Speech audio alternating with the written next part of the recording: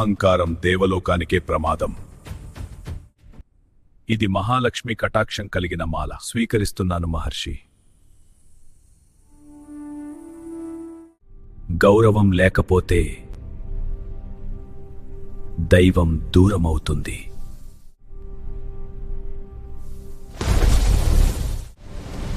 ఇంద్ర, నీ అహంకారం నీ నాశనానికి కారణం. నీ శక్తి, నీ ఐశ్వర్య అంతా నశిస్తుంది. శాపం ప్రారంభమైంది. దుర్వాసుని శాపం దేవతల శక్తిని నశింపజేసింది.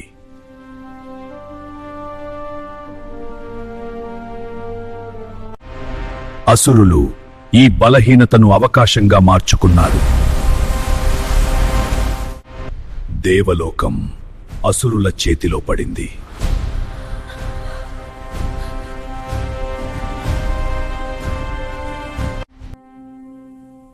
ఇప్పుడేమి చేయాలి? మన శక్తి అంతా పోయింది. బ్రహ్మను ఆశ్రయించిన దేవతలు చివరి ఆశ కోసం ఎదురు చూశారు. ధైర్యంగా ఉండండి, పరిష్కారం ఉంది. క్షీరసాగరాన్ని మథిస్తే అమృతం లభిస్తుంది. అది సాధారణ పని కాదు, దేవతలు అసురులు కలిసి చేయాల్సిన పని. ఈ పర్వతమే మథనానికి కేంద్రం. వాసుకి ఈ మహాయజ్ఞానికి తాడు. సహకారంతోనే అమృతం పొందగలరు.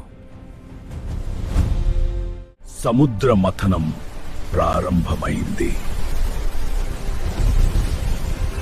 కానీ ఒక సమస్య వచ్చింది.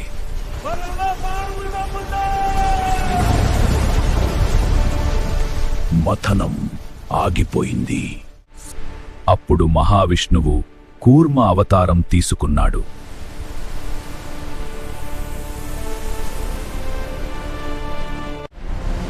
భారీ తాబేలు రూపంలో ఆయన ప్రత్యక్షమయ్యాడు. తన వెన్నుపై మందర పర్వతాన్ని మోశాడు. అలా మథనం మళ్లీ ప్రారంభమైంది. కాలం విషం వెలువడింది.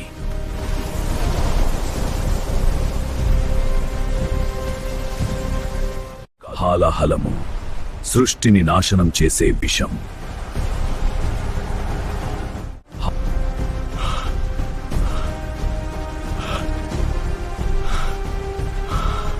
ఆ సమయంలో ఒకరు ముందుకు వచ్చారు. సృష్టిని రక్షించడానికి శివుడు ఆ విషాన్ని స్వీకరించాడు. అప్పటి నుంచి ఆయన నీలకంఠుడయ్యాడు. ఆ త్యాగం సృష్టిని కాపాడింది. ఆ మథనం నుంచి అమూల్యమైన రత్నాలు వెలువడసాగాయి. ఉచ్చైశ్రవసు దివ్య గుర్రం, కామధేనువు అన్ని కోరికలను తీర్చే దివ్య గోవు, ఏరావతం దివ్య ఏనుగు, లక్ష్మీదేవి మహావిష్ణువును వరించింది.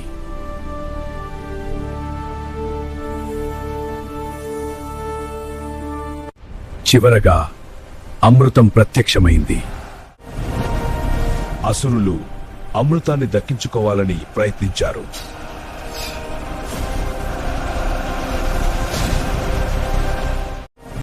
విష్ణువు మోహిని రూపం తీసుకున్నాడు. మోహిని అమృతాన్ని దేవతలకు మాత్రమే ఇచ్చింది. కాని ఒక అసురుడు దొంగగా అమృతం తాగాడు. నాది అతని తల శరీరం నుంచి వేరై రాహు కేతువులుగా మారారు.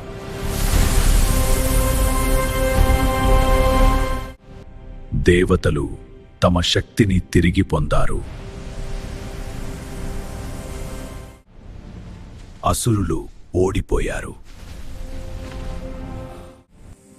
ధర్మం ఎప్పటికీ గెలుస్తుంది.